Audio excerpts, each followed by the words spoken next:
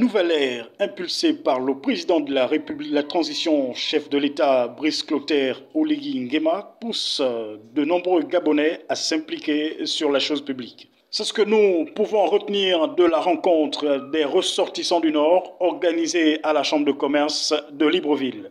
Cette rencontre avait pour objectif rassembler les enfants du Wollentem autour de leur province.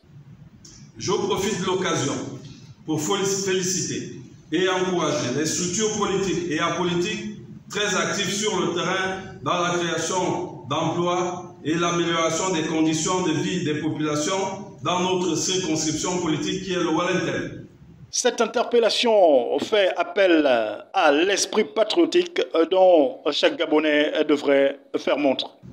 Chers compatriotes, ce rappel historique est utile pour que chacun de nous, ici, prenne la pleine mesure des sacrifices que nous avons consentis ensemble ou individuellement pour que chacun se prépare à donner à la République ce que nous lui devons. Cet esprit patriotique passe par la mobilisation de tous les Gabonais autour de la transition qui, disons-le, doit être une réussite qui pourra servir de modèle dans le monde entier.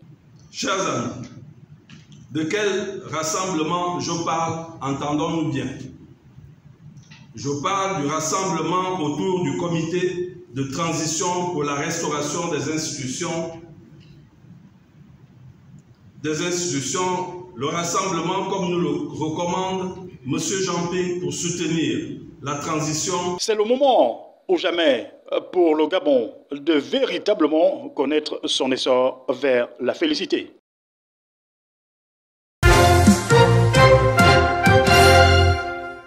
La question du chômage dans notre pays préoccupe plus d'un.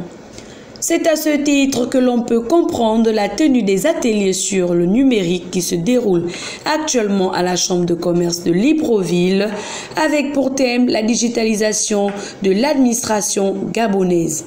C'est la digitalisation des administrations africaines. Ces ateliers qui ont pour but de former le grand nombre sur les métiers du numérique poursuivent à terme un Gabonais un emploi, car c'est un domaine fortement pourvoyeur d'emplois. L'objectif visé, c'est de sensibiliser, informer la jeunesse, les citoyens, les professionnels, les entrepreneurs, les personnes en recherche d'emploi, des opportunités qu'offre le numérique.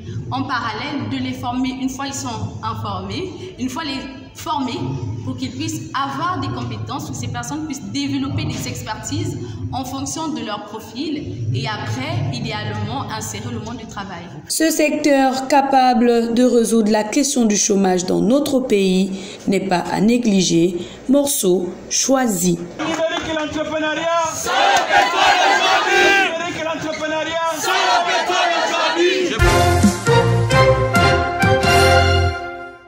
L'oppression dans laquelle était soumise notre pays il y a de cela 5 décennies a tellement fait du mal à notre nation qu'aujourd'hui, certains de nos compatriotes payent encore les frais.